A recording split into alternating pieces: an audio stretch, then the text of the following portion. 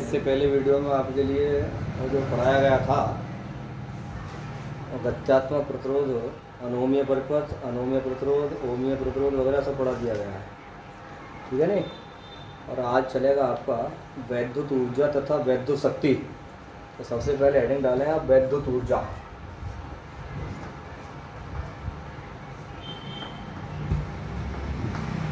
वैद्युत ऊर्जा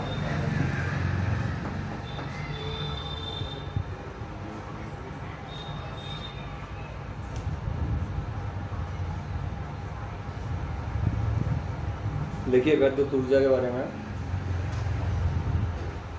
जब हम किसी चालक तार के सिरों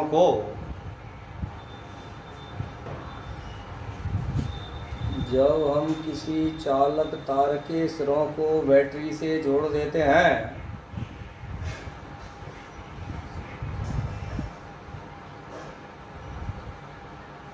तो मुक्त इलेक्ट्रॉन अनुगमन वेग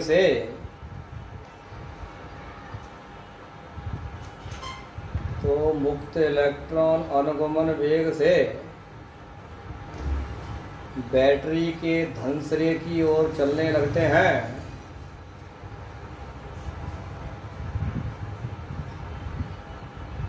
अनुगमन वेग से बैटरी के धनसिरे की ओर चलने लगते हैं।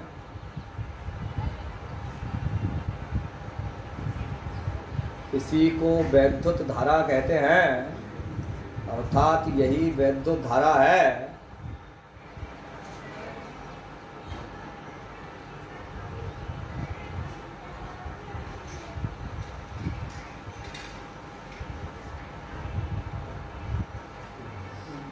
तथा ये इलेक्ट्रॉन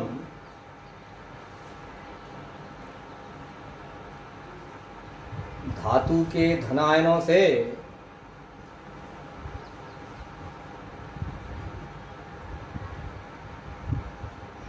बार बार टकराते रहते हैं।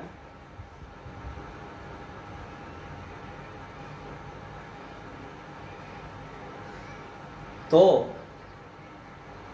बैटरी से ली गई ऊर्जा का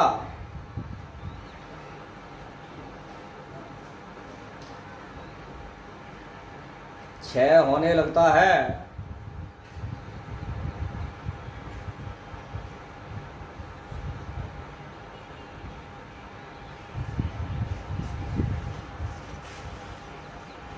तार में विद्युत धारा को बनाए रखने के लिए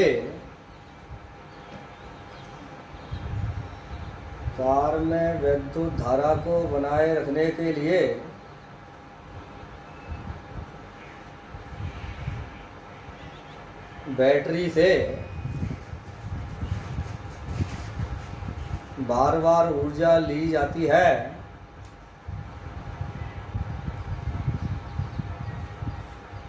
जिससे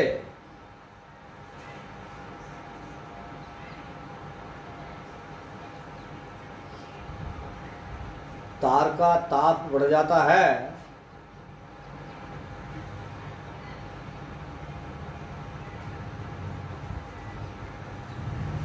और बैटरी से ली गई ऊर्जा ऊष्मीय ऊर्जा के रूप में परिवर्तित हो जाती है।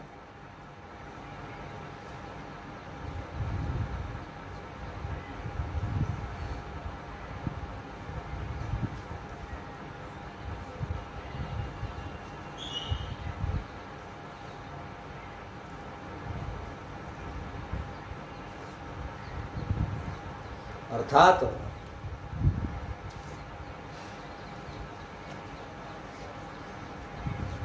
क्षय ऊर्जा को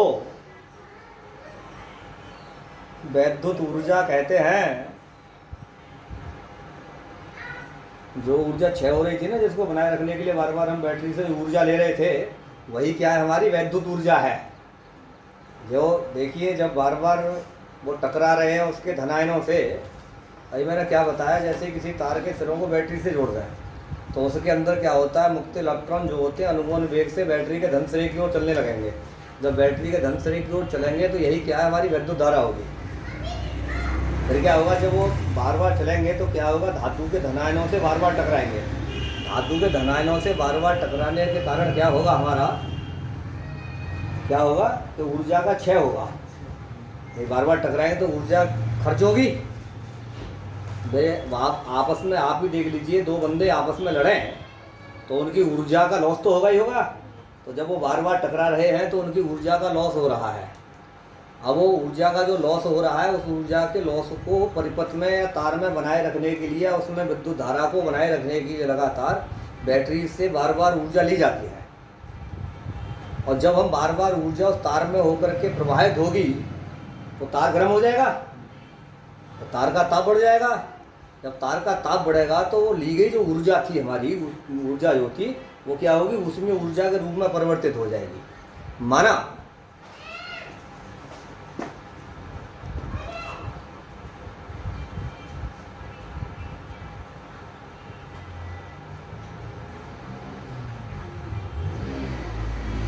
माना किसी चालक तार में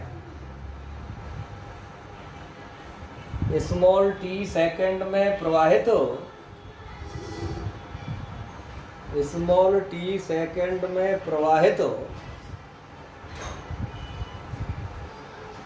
धारा आई एम्पियर हो,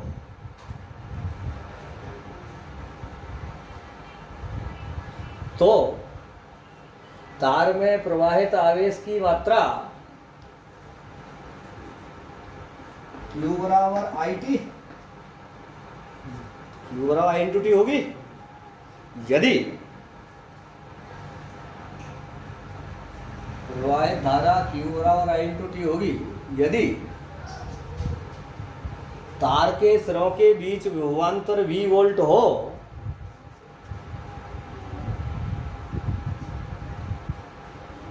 यदि तार के सिरों के बीच विभवांतर V वोल्ट हो, तो Q कूलाम्ब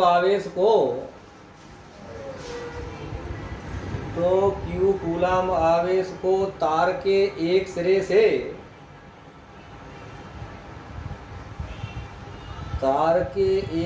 से दूसरे सिरे की ओर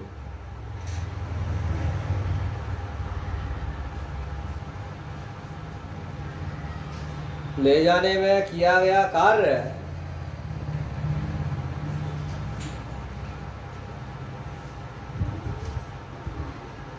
W बराबर वी क्यू, विभवांतर की विभव की परिभाषा थी V बराबर W अपॉन Q, तो W बराबर वी क्यू, यानी किया गया कार्य विभव गुणा विभवांतर गुणा आवेश। Q का मान कितना बेटा, I इंटू टी, तब W बराबर जी आई टी। यही जो किया गया कार्य है, यही विद्युत ऊर्जा के रूप में परिवर्तित हो जाएगा। देख लीजिए, यही कार्य तार में विद्युत ऊर्जा के रूप में संचित हो जाएगा।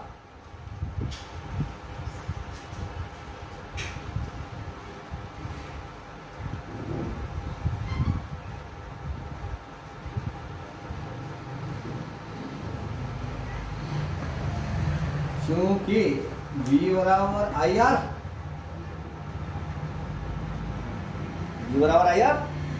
यहाँ V के स्थान पर आई आर रख दें, तब W बराबर I square R T. Important formula है, इस फॉर्मूले पर सवाल आता है।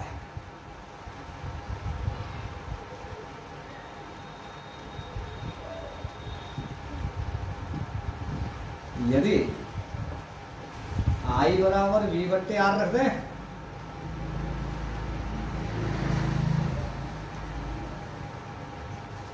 इसमें I बराबर V बट्टे आर रखें, तब W बराबर हो जाएगा आपका V स्क्वायर बट्टे आर टी। ये तो आएगा नहीं, I की जगह पर V स्क्वायर बट्टे आर स्क्वायर आ जाएगा, इस आर से घात कट जाएगी। ये तीन फॉर्मूले हैं, 1 2 3।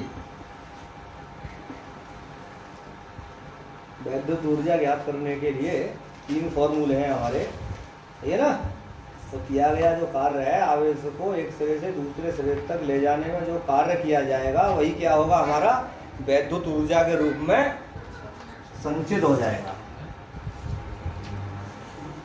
तो ये वैद्युत ऊर्जा के बारे में कंप्लीट हो गया। हेडर डालिए वैद्युत शक्ति।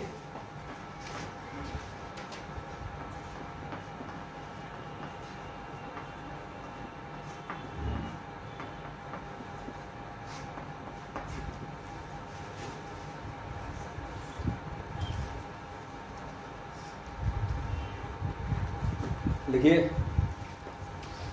किसी परिपथ में वैद्युत ऊर्जा के व्यय होने की दर को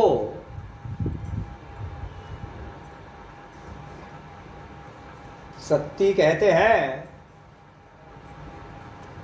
किसी परिपथ में वैद्युत ऊर्जा के व्यय या क्षय, एक ही भाषा में लिख दो, व्यय या क्षय होने की दर को शक्ति कहते हैं।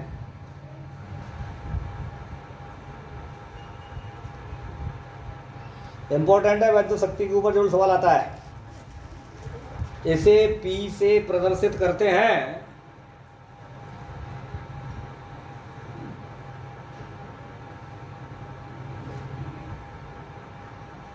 माना किसी परिपथ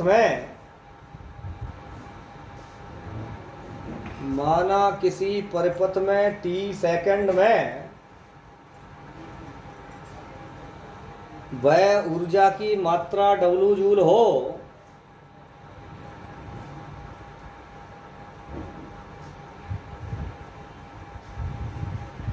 तब वैद्युत शक्ति या सामर्थ्य, इसे सामर्थ्य के नाम से भी जानेंगे, तब वैद्युत शक्ति P बराबर W/T।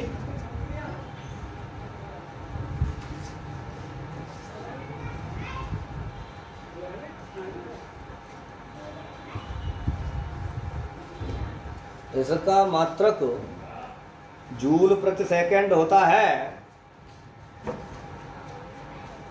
इसका मात्रक जूल प्रति सेकंड होता है, जिसे वाट भी कहते हैं।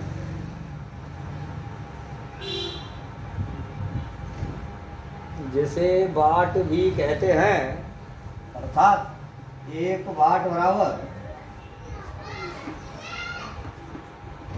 1 जूल प्रति सेकंड। 1 वाट बराबर 1 जूल प्रति सेकंड। यहां से बेटे वाट की परिभाषा करनी है हमको, है ना।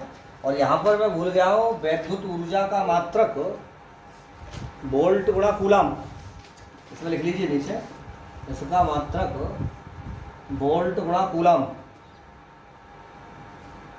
वैद्युत ऊर्जा का मात्रक वोल्ट क्यू BQ। यहां से हम वाट की परिभाषा करेंगे। लिख लीजिए, किसी परिपथ में यदि किसी परिपथ में 1 सेकंड में 6 ऊर्जा की मात्रा, 1 सेकंड में 6 ऊर्जा की मात्रा या व्यय ऊर्जा की मात्रा 1 जूल हो, 1 जूल हो, तो उस परिपथ की शक्ति या वैद्युत शक्ति, उस परिपथ की वैद्युत शक्ति 1 वाट कहलाती है।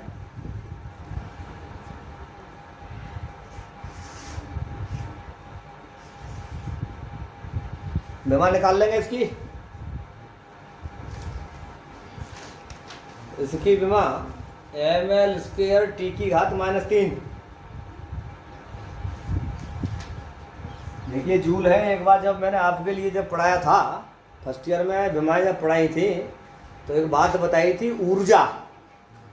ऊर्जा शब्द जहाँ भी आ जाए वहाँ विमा ml² T⁻² होती है। तो ऊपर ml² T⁻², नीचे T है, ऊपर गया T⁻³ हो गई। तो इसकी जो विमा आ जाएगी वो आ जाएगी ml² t की घात -3।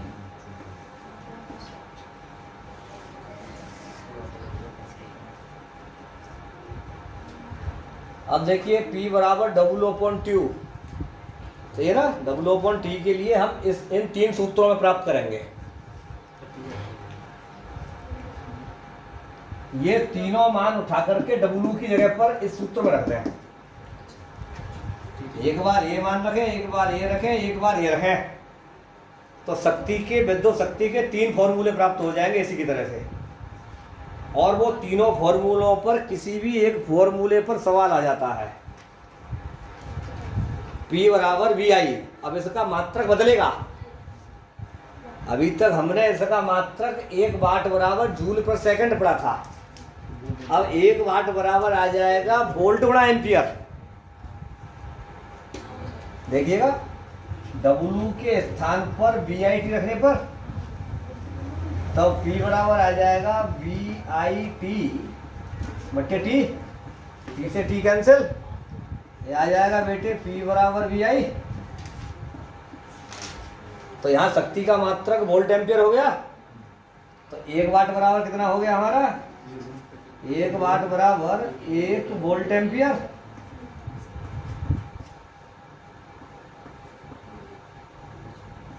एक वोल्ट एम्पियर पहला समीकरण सूत्र निकल गया। और किसी सवाल में धारा और विभवांतर दे रखा हो और शक्ति पूछे तो ये सूत्र लगाएंगे P बराबर VI। अब इसी सूत्र में फिर I² RT रख दें W के स्थान पर। P बराबर I² RT रख दें बट्टे T। तो P बराबर आ जाएगा बेटे I² R। ये जब के लिए है तब धारा और प्रतिरोध दे रखा हो किसी तार का। तीसरी बात P बराबर W के स्थान पर V² बट्टे RT रख दें, सही है। तो P बराबर V² बट्टे R गुणा T बट्टे T। तब P बराबर आ जाएगा V² बट्टे R। ये जब के लिए फॉर्मूला है आपका। तब विभवांतर और प्रतिरोध दोनों दे रखे हो।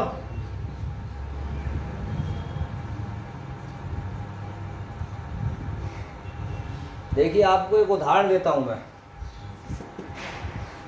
ये सवाल ज़्यादातर कंप्यूटर में और यहाँ भी आते हैं। यदि किसी बल्ब के ऊपर, देखिएगा, यदि किसी बल्ब पर या बल्ब के ऊपर, यदि किसी बल्ब पर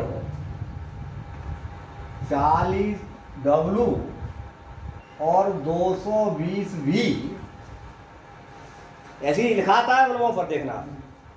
अगर किसी बल्ब पर 40 W और 220 V, इसका मतलब है 40 वाट और 220 वोल्ट लिखा है, तो इसका अर्थ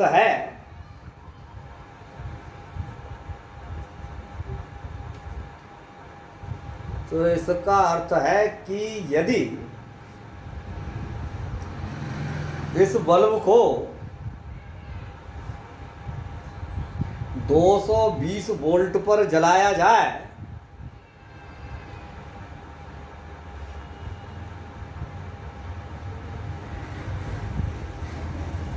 तो उसकी शक्ति 40 वाट होगी।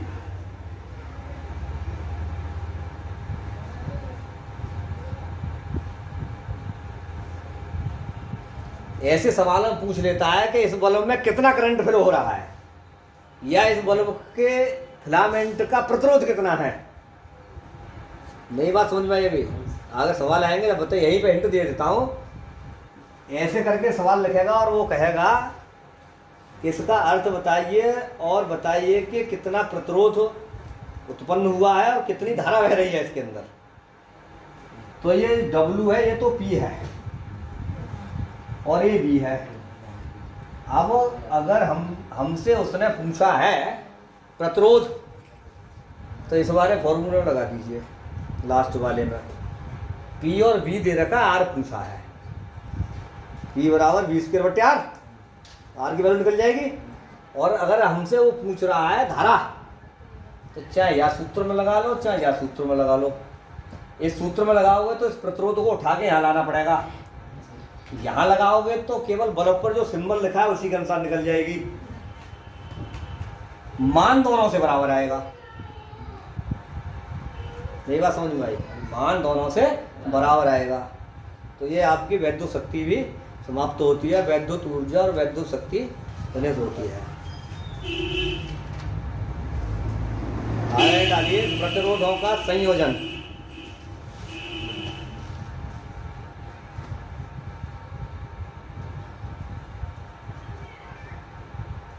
प्रतिरोधों का संयोजन यानी प्रतिरोधों को जोड़ना।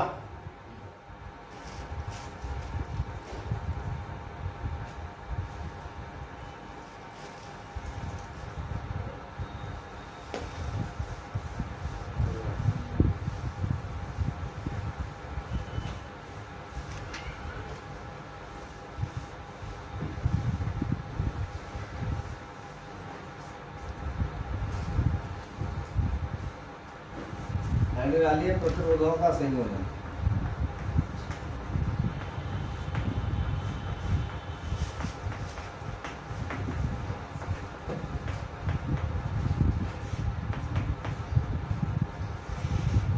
अर्थात प्रतिरोधों को जोड़ना। देखिए प्रतिरोधों को दो प्रकार से जोड़ा जाता है। नंबर एक, श्रेणी क्रम।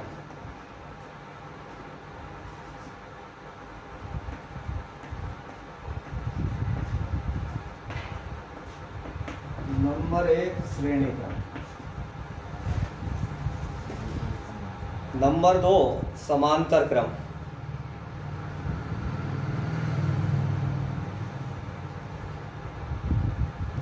पहले डालेंगे हम श्रेणी क्रम।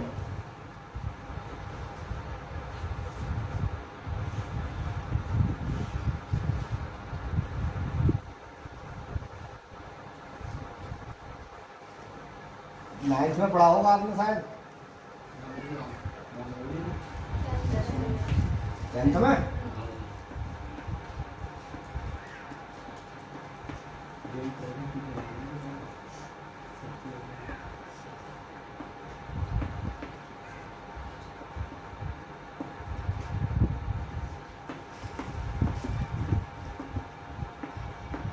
देखिए एक विशेष ध्यान रखना है, श्रेणी क्रम में अगर प्रतिरोधों को जोड़ा जाए तो सभी प्रतिरोधों में समान प्रबलता की धारा बहेगी, सही है ना।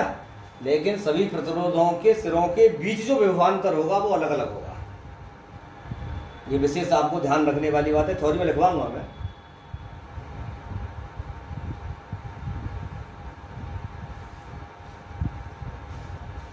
इसके सिरों के बीच V1, इसके V2 और इसके बीच। चित्र में किताब नहीं दिखाती है चित्र में इसको, लेकिन तुम्हें पहचान करने के लिए मैं लिख दिया है सभी प्रतिरोधों के बीच। और ये कोई विद्युत स्रोत है, बैटरी के सिरे हैं धन और ऋण।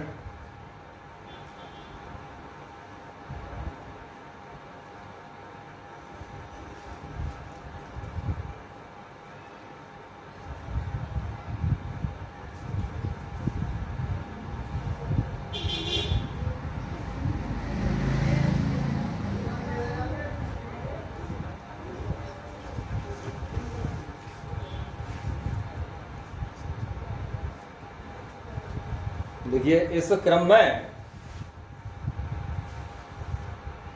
क्रम में प्रतिरोधों को इस प्रकार जोड़ा जाता है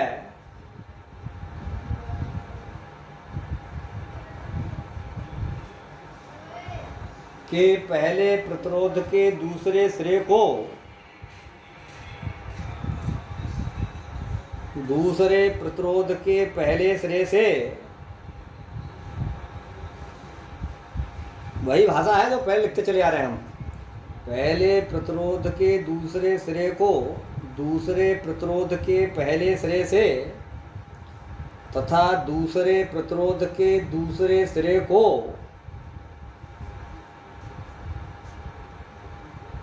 तीसरे प्रतिरोध के पहले सिरे से तथा दूसरे प्रतिरोध के दूसरे सिरे को तीसरे प्रतिरोध के पहले सिरे से और इसी प्रकार कई प्रतिरोधों को जोड़ते चले जाते हैं।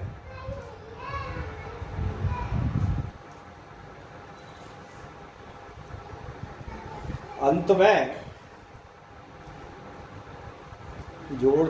कई प्रतिरोधों को इसी प्रकार जोड़ते चले जाते हैं और अंत में पहले प्रतिरोध के पहले सिरे को किसी तार द्वारा, या तार में लिखो, शॉर्ट में लिखो, चलो लिख लिया, लिख लो, किसी तार द्वारा बैटरी के धन ध्रुव से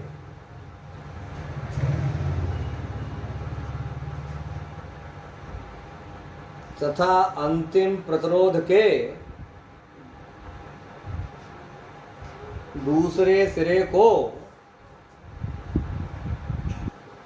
अंतिम प्रतिरोध के दूसरे सिरे को तार द्वारा बैटरी के ऋण ध्रुव से जोड़ देते हैं। बैटरी के ऋण ध्रुव से जोड़ देते हैं तो परिपथ में धारा प्रवाहित होने लगती है।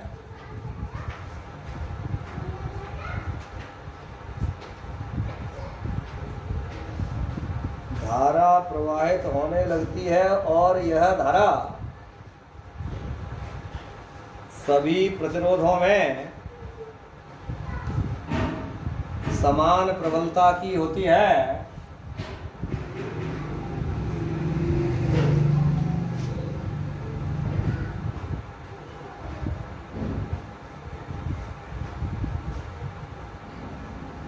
माना तीन प्रतिरोध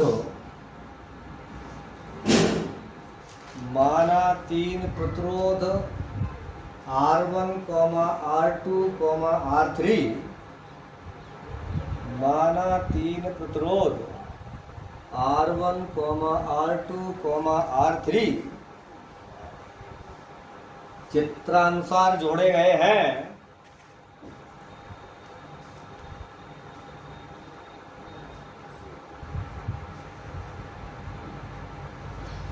तथा सभी प्रतिरोधों में समान प्रबलता की धारा I प्रवाहित हो रही है।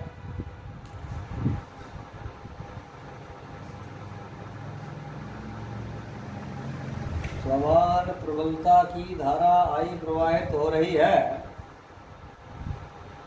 माना प्रतिरोध R1, R2, R3 प्रतिरोध R1, R2, R3 के सिरों के बीच,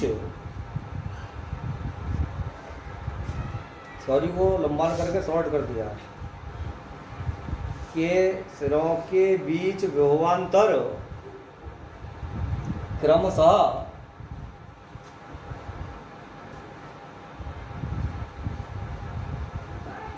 V1, V2, V3 हो। V1, V2, V3 हो तो V1 बराबर IR1, V बराबर IR ओम के नेम से, V1 बराबर IR1, V2 बराबर IR2, V3 बराबर IR3।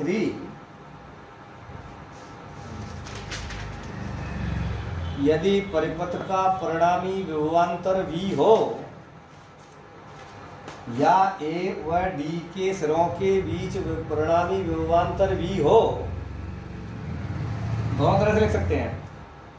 यदि परिपथ में परिणामी विभवांतर V हो या A और D के बीच परिणामी विभवांतर V वोल्ट हो, तब V बराबर V1 plus V2 plus V3, V बराबर V1 plus V2 plus V3, V1 V2 V3 के मान रख लेंगे, तब आ जाएगा ये IR1 plus IR2 plus IR3, क्योंकि V बराबर IR,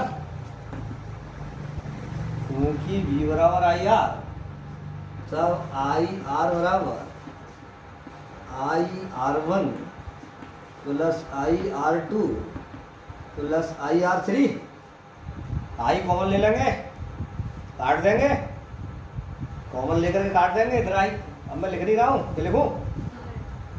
इसमें से आई कॉमन ले, आपको दिखाना होगा ये, यहाँ आई कॉमन लेके इस तरह से R1 plus R2 plus R3, आई से आई कट जाएगा, तब R बराबर आ जाएगा R1 plus R2 plus R3।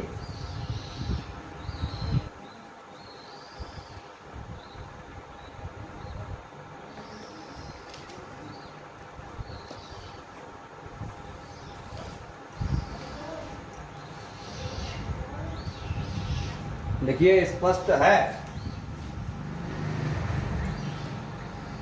स्पष्ट है।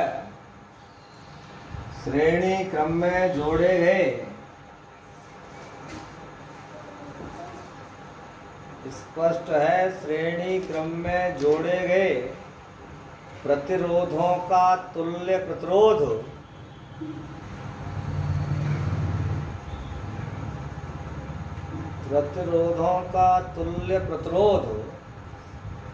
उनके अलग अलग प्रतिरोधों के,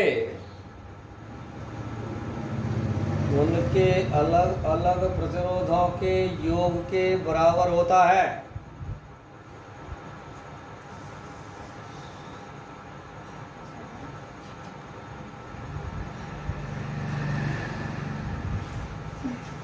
कभी कभी क्वेश्चन आ जाता है कि अगर इतने इतने प्रतिरोधों को किस क्रम में जोड़ा जाए कि इनका तुल्य प्रतिरोध सबसे अधिकतम हो और कम हो, तो अधिकतम प्रतिरोध श्रेणी क्रम में आएगा और समांतर क्रम में न्यूनतम प्रतिरोध आएगा। इस भाषा में लिख करके प्रश्न आ जाता है कभी कभी, ठीक है। नंबर 2, समांतर क्रम,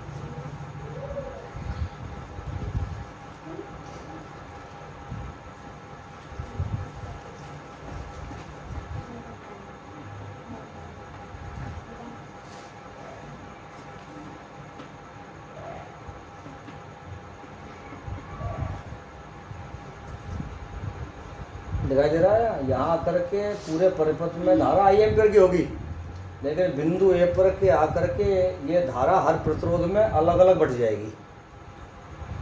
R1 में बहने वाली धारा I1, R2 में बहने वाली धारा I2, R3 में बहने वाली धारा I3। इस पर दिखाई दे रहा चित्र? तो बड़ा बनाऊं? बड़ा इसलिए नहीं बनाया क्योंकि इसी पर पूरा करना है।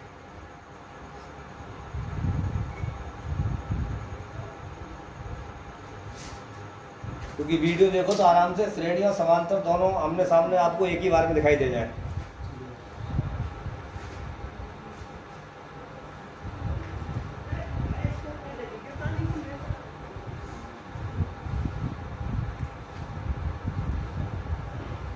ये बिंदु ए है और बिंदु बी है।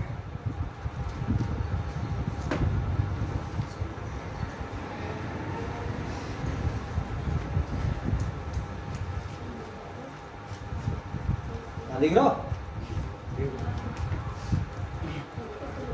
ऊपर वाला सर्किट है पहले की तरह से है, यहाँ बस क्या है कि यहाँ R1 R2 R3 समांतर क्रम में लगाए गए हैं।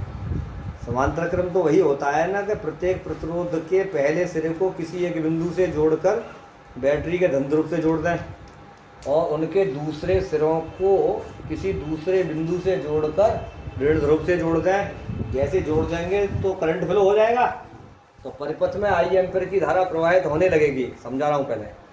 यह धारा बिंदु ए पर आकर के अलग अलग भागों में बट जाएगी उनके प्रतिरोधों के अनुसार।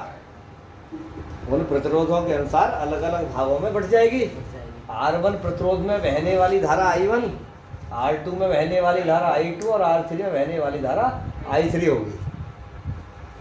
अब इसको मैंने अंदर लिख दिया, ये R1 है, ये R2 है, ये R3 है। दिखाई दे रहा हो तो लिख लीजिए। इस क्रम में प्रतिरोधों को इस प्रकार जोड़ा जाता है। इस क्रम में प्रतिरोधों को इस प्रकार जोड़ा जाता है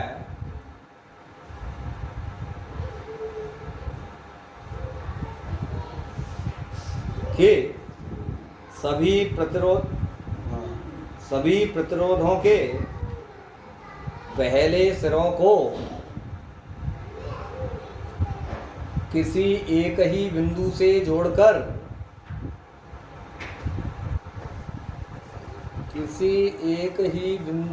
जोड़कर बैटरी के धन ध्रुव से जोड़ देते हैं। बैटरी के धन ध्रुव से जोड़ देते हैं तथा दूसरे सिरों को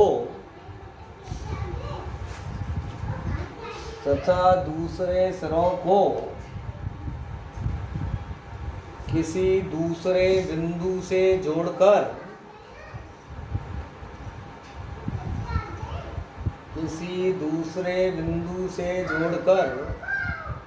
बैटरी के ऋण ध्रुव से जोड़ देते हैं।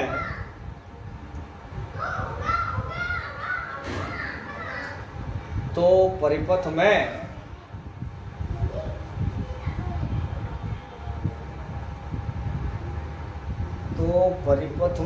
I एम्पीयर की धारा प्रवाहित होने लगती है।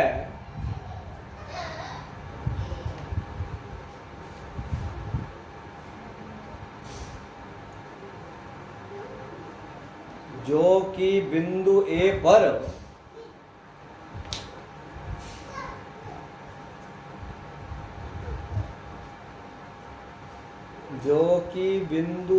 पर प्रतिरोधों के अनुसार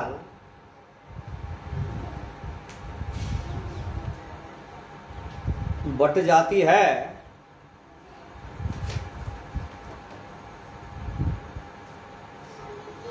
माना प्रतिरोध R1 में बहने वाली धारा I1, तो सुनो, शॉर्ट करो इसको। माना प्रतिरोध R1, R2, R3, लंबी हो जाएगी लैंग्वेज में। माना प्रतिरोध R1, R2, R3 में बहने वाली धाराएं क्रमशः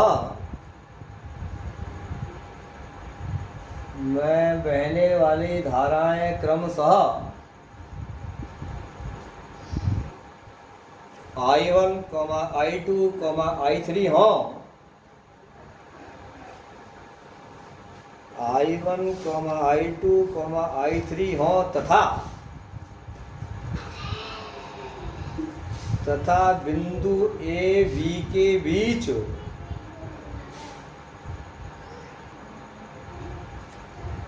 विभवांतर V वोल्ट हो,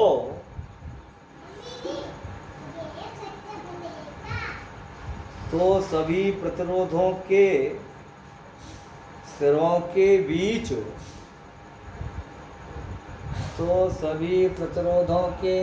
के बीच विभवांतर V वोल्ट ही होगा।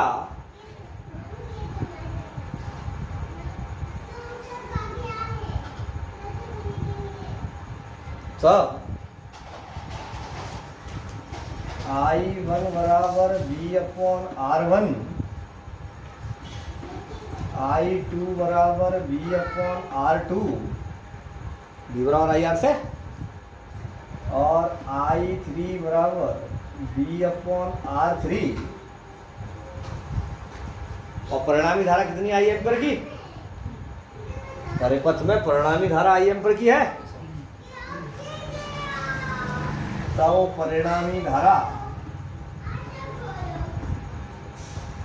I बराबर I1 plus I2 plus I3, यानी जो परिणामी धारा है वो इन तीनों धाराओं का योग के बराबर होगी।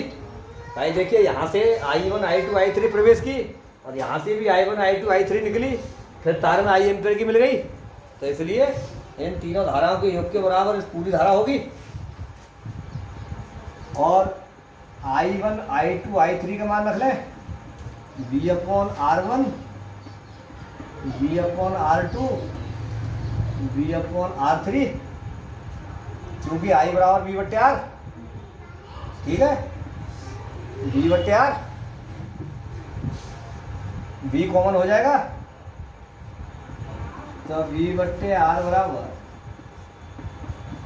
1 upon R1 1 upon R2 1 upon R3, B से बी कट जाएगा, तब आ जाएगा 1 बट्टे आर बराबर 1 बट्टे R1 प्लस 1 बट्टे R2 प्लस 1 बट्टे R3।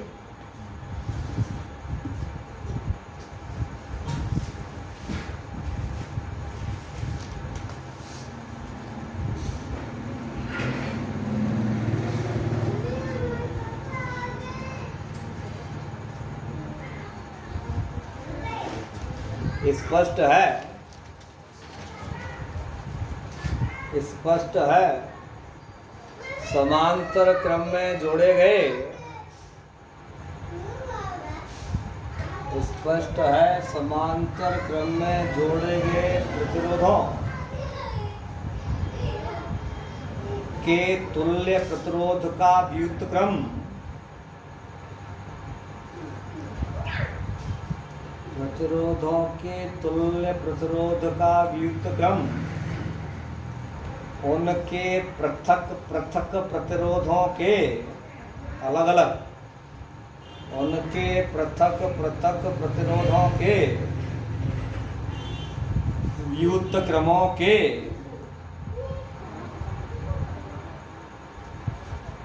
योग के बराबर होगा।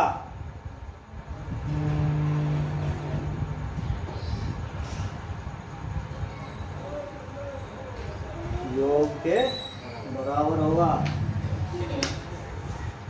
देखिए, आज आपके विद्युत ऊर्जा हो गई, विद्युत शक्ति हो गई, श्रेणी और समांतर दोनों क्रम हो गए, ठीक है। आज के में इतना ही। अब इसमें एक टॉपिक और रह गया है आपका, केवल प्रतिरोधों का वर्ण कोड, तो अगले टॉपिक में चलेगा।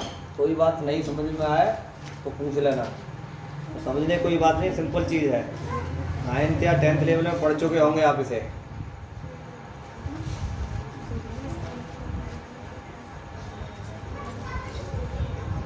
भाई वीडियो के हमारे के सब्सक्राइब घटते जा रहे हैं, क्यों? वीडियो सब्सक्राइब कम कर रहे लोग, या तो देख नहीं रहे या इंटरेस्ट नहीं है बच्चों को। तो ज़्यादा से ज़्यादा सब्सक्राइब करो इसे, कमेंट करो, शेयर करो, बेल आइकन को दबाओ, जिससे कि तुम्हें नया नोटिफिकेशन सबसे पहले प्राप्त हो जाए।